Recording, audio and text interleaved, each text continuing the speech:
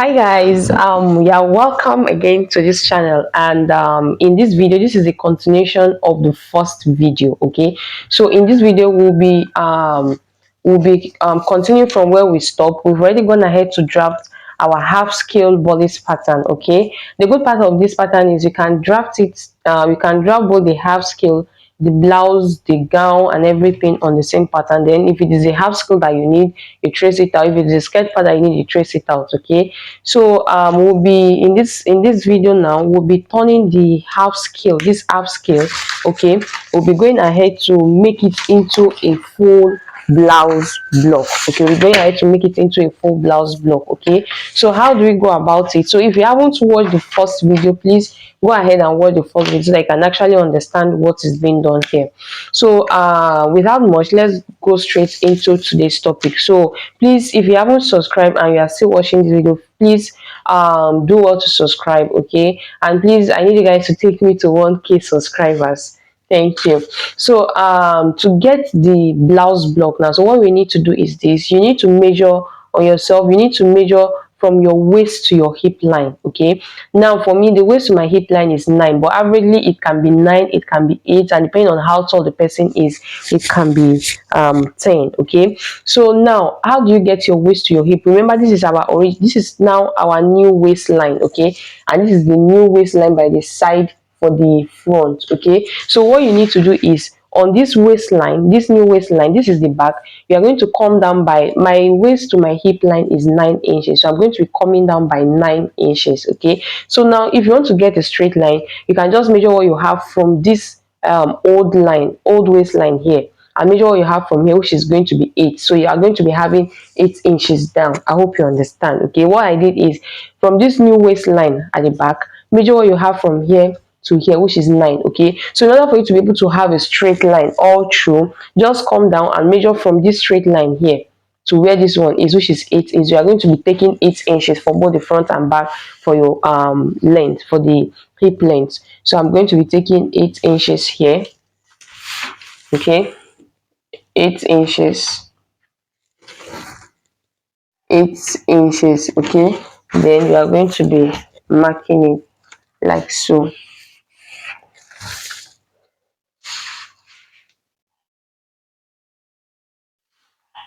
Okay, now remember, we have a margin line of 1 inch here, so I'm going to be drawing my margin line.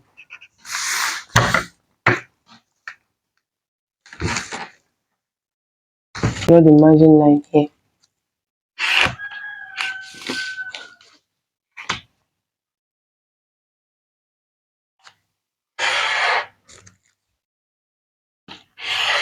Okay, so this is the margin line.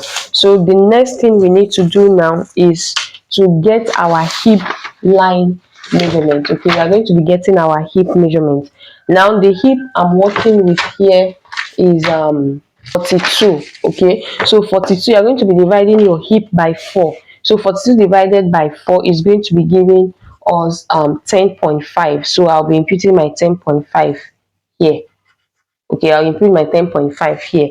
Then once that is done, the next thing is, you can decide to use this part. Okay, you can decide to use this part, okay, which is here, but don't make it too curvy. Okay, don't make it too curvy. So I'll just draw it like so. Okay, I'll just draw it like so. Now for the front as well, we're going to be having 10.5. Okay, we're going to be having 10.5, but for contouring purpose, I'm going to be adding 1 inch. Okay, for contouring purpose. Now, like I told us when we're drafting the basic bodies, okay, if you don't want to contour this pattern, there is no need for you to add the 1 inch. Okay, you just go ahead and add your actual hip measurement. Please take note of it. Okay, but for contouring purpose, I'm going to be adding 1 inch to my 10.5 only for the front, which is going to be giving us 11.5, which is here. That is for, because I want to contour this pattern. Okay, I want to contour the pattern. So what I'll need to do now is, I'll just, from this is our new waistline for the front, so you're just going to be connecting it. Like I said, I use this this slightly curvy area. Okay, or you can use this part as well. Okay, but I want to use this part, so what I'll do is, I'll just connect it like so. Okay, so we've drafted the full scale. Okay, we've drafted the full scale. So what we need to do now is to impute our nipple to nipple measurement, okay, which is, we made use of 4.5. So I'm going to be taking my 4.5 for the 4 inches for the back. Okay, then you have for the back, the length of the dart for the back, okay, is going to be 3 inches, so that the bump can actually relax well. Then I'm going to be connecting it like so. Okay, I'm going to be connecting it like so, then connect here as well, like so. Okay, which is this. So this is a dart that will be going out. Okay, so here is a dart that will be going out.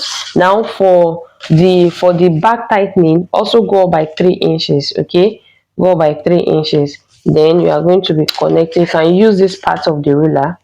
Okay, you can use this, part of the ruler, and you can use your straight ruler as well.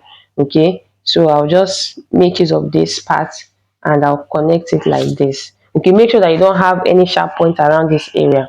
Okay, and make sure you blend. So we are done with this part. Okay, we are done with this part. Okay, we are done with this part. Now for the front, it's the same thing. Okay, for the front, what you need to do at the front is get your for the front. Okay, now go up by 2. Now for the front, the longer the dart, the more excesses it eliminates at the front area. Okay, so you just go up by 2, while for the back I went up by 3. So once that is done, we are going to be connecting from this point to this point. Okay, connect from this point to this point, and connect here as well. Okay, then this is a dart that will be going now. You can see that this pattern, once we've gotten the upper part, the other part is just like ABC. Okay, so this is it. So we've gone ahead to get our full scale. But you know, this, if you are making this into a blouse, you know, most times now blouses doesn't actually get to our actual hip line. Okay, it doesn't get to our actual hip line. So what do? You can decide to go up by 2 inches, okay, or 1.5 inches. Okay, that is to get your full blouse now, because the blouses don't actually get to our full hip line. Okay, just go by 2 inches here to get the, or you measure the length of your blouse from the top line.